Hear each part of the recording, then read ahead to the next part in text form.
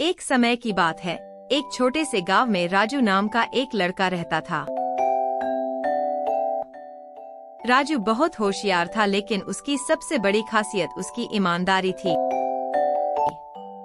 गांव के लोग उसे बहुत मानते थे क्योंकि वह कभी झूठ नहीं बोलता था और हमेशा दूसरों की मदद के लिए तैयार रहता था। एक दिन गांव में एक अजीब घटना घटी। गांव के मंदिर से सोने की मूर्ति गायब हो गई। यह मूर्ति गांव के लोगों के लिए बहुत महत्वपूर्ण थी और उसकी चोरी ने सबको हैरान कर दिया। गांव के प्रधान ने सबको इकट्ठा किया और घोषणा की, जो भी इस मूर्ति को ढूंढ कर लाएगा उसे इनाम मिलेगा। राजू ने सोचा कि वह इस मामले की तह तक जाएगा। वह चोरी के बारे में जानकारी इकट्ठा करने के लिए गांव के चारों ओर घूमने लगा। एक दिन उसे एक संदिग्ध व्यक्ति नजर आया जो बहुत ही चुपचाप और घबराया हुआ लग रहा था। राजू ने उसकी गतिविधियों पर ध्यान देना शुरू किया। रात को जब सब सो रहे थे, राजू ने देखा कि वही संदिग्ध व्यक्ति एक झाड़ी के पास कुछ गाड़ रहा है। राजू ने बिना देरी किए प्रधान को इसकी सूचना दी। प्रधान ने तुरंत गांव के कुछ लोगों को साथ लिया और उस जगह पर पहुंचे। उन्होंने देखा कि वहां सच में वही गायब हुई मूर्ति गड़ी हुई थी। जब सबने उस व्यक्ति से पूछा कि उसने ऐसा क्यों किया, तो उसने कहा, मैंने यह काम इसलिए किया क्योंकि मुझे लगा कि इससे मुझे बहुत सारा धन मिल जाएगा, लेकिन अब मुझे अपनी गलती का एहसास हो रहा है। प्रधान ने राजू की ईमानदारी और उसकी साहस की तारीफ की। राजू ने कहा, ईमानदारी सबसे बड़ी दौलत है। हमें कभी भी गलत रास्ता नहीं चुनना चाहिए, चाहे परिस्थितियां कैसी भी हों। इस घटना के बाद गांव के लोग राजू की और भी ज्यादा इज्जत करने लगे। राजू ने सबको सिखाया कि ईमानदारी और सच्चाई के रास्ते पर चलने से ही हम सच्ची खुशी और संतोष प्राप्त कर सकते हैं। जंगल में एक गधा बरगद के पेड़ के नीचे लेटकर आराम कर रहा था। लेटे लेटे उसके मन में बुरे ख्याल आने लगे। उसने सोचा, यदि धरती फट गई तो मेरा क्या होगा? अभी उसने ऐसा सोचा ही था कि उसे एक जोर के धमाके की आवाज आई। वह भयभीत हो उठा और चीखने लग, भागो भागो, धरती फट रही है, अपनी जान बचाओ। और ऐसा कहते हुए वह पागलों की तरह एक दिशा में भागने लगा। उसे इस कदर भागता देखते हुए एक अन्य गधे ने उससे पूछा, अरे क्या हुआ भाई, तुम इस तरह बदहवास भागे क्यों जा रहे हो? अरे तुम भी भागो, अपनी जान बचाओ, धरती फट रही है। ऐसा चीखते हुए वह भागता रहा। यह सुनकर दूसरा गधा भी डर गया और उसके साथ भागने लगा। अब तो वह दोनों एक साथ चिल्ला रहे थे, भागो भागो, धरती फट रही है, भागो भागो। देखते देखते सैकड़ों गधे इस बात को दोहराते हुए उसी दिशा में भागने लगे। गधों को इस तरह भागता देख अन्य जानवर भी डर गए। धरती फटने की खबर जंगल में लगी, आग की तरह फैलने लगी और जल्द ही सबको पता चल गया कि धरती फट रही है। चारों तरफ जानवरों की चीख पुकार मच गई। सांप, बिच्छू, सियार, लोमड़, हाथी, घोड़े सभी उस झुंड में शामिल हो भागने लगे। जंगल में फैले इसे होहल्ले को सुन अपनी गुफा में विश्राम कर रहा जंगल का रजा शेर बाहर निकला। उसे अपनी आंखों पर यकीन नहीं हुआ कि सारे जानवर एक ही दिशा में भागे जा रहे हैं। वह उछलकर सबके सामने आया और गूंजती हुई दहाड़ के साथ बोला, ये क्या पागलपन है? कहाँ भागे जा रहे हो तुम सब? महाराज, धरती फट रही है, आप भी अपनी जान बचाइए। झुंड में आगे खड़ा बंदर बोला। किसने कहा ये सब? शेर ने प्रश्न किया। सब एक दूसरे का मुंह देखने लगे। फिर बंदर बोला, मुझे तो ये बात चीते ने बताई थी।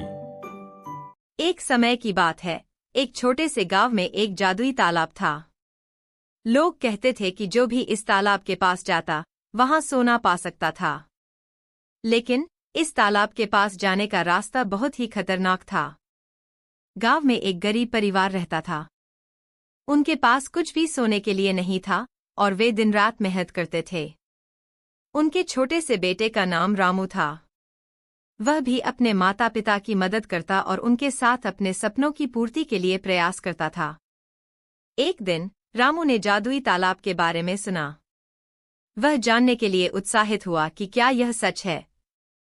वह रात को चुपचाप घर से निकला और तालाब की ओर बढ़ा। तालाब के पास पहुंचकर उसने एक चमकती हुई प्रकाश की ओर ध्यान दिया। जैसे ही वह पानी में गिरा, वहां से निकलकर वह देखा कि उसके हाथों में सोने की रश्मियां हैं।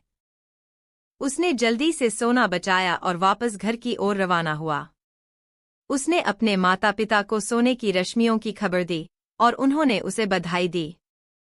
लेकिन रामू को पता था कि वह सोना जादुई तालाब से प्राप्त किया था और उसके पास यह सोना असली नहीं था।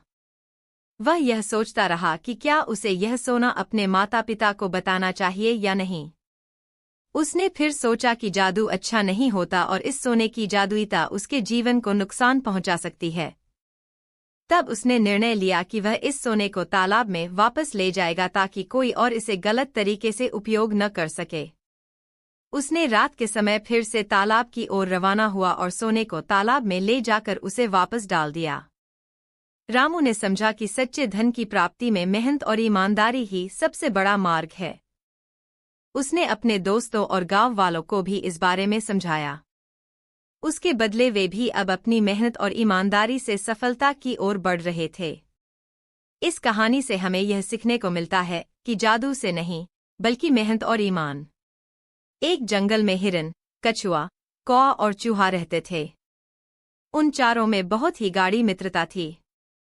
चारों एक दूसरे से बहुत प्रेम किया करते थे। सभी दोस्त सुख में तो एक साथ रहते थे ही, साथ ही कठिनाई आने पर ढाल बनकर एक दूसरे की सहायता करते थे और एक दूसरे को संकट से भी बचाते थे। एक बार जंगल में एक शिकारी आ गया। वह जंगल में किसी अच्छे और महंगे जानवर को फंसाने के लिए आया था ताकि वह उस जानवर को बाजार में बेचकर उससे अच्छे खासे रुपए कमा सके।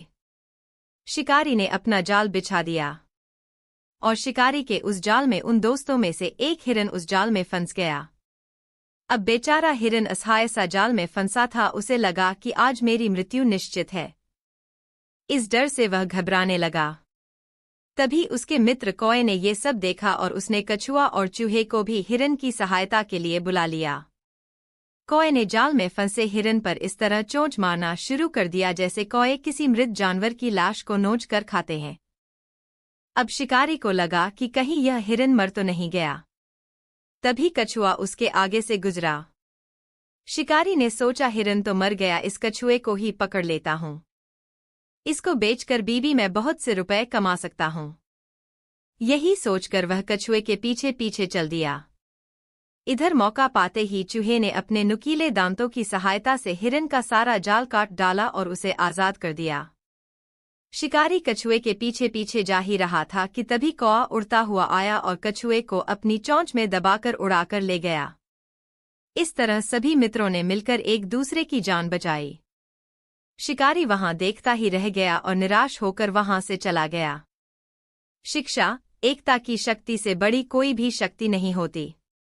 एक समय की बात है, एक छोटे से गांव में एक जादुई तालाब था। लोग कहते थे कि जो भी इस तालाब के पास जाता, वहां सोना पा सकता था। लेकिन इस तालाब के पास जाने का रास्ता बहुत ही खतरनाक था। गांव में एक गरीब परिवार रहता था। उनके पास कुछ भी सोने के लिए नहीं था और वे दिन रात मेहनत करते थे। उनके छोटे से बेटे का नाम रामू था। वह भी अपने माता पिता की मदद करता और उनके साथ अपने सपनों की पूर्ति के लिए प्रयास करता था। एक दिन रामू ने जादुई तालाब के बारे में सुना। वह जानने के लिए उत्साहित हुआ कि क्या यह सच है।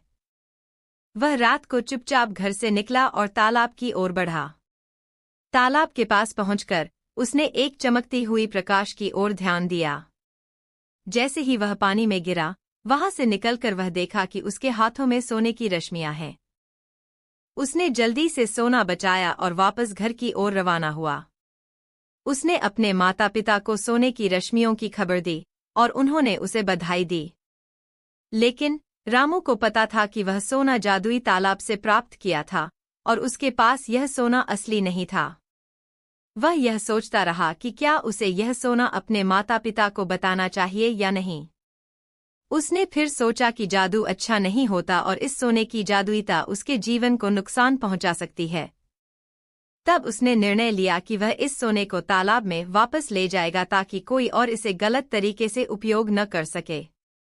उसने रात के समय फिर से तालाब की ओर रवाना हुआ और सोने को तालाब में ले जाकर उसे वापस डाल दिया। रामू ने समझा कि सच्चे धन की प्राप्ति में मेहनत और ईमानदारी ही सबसे बड़ा मार्ग है।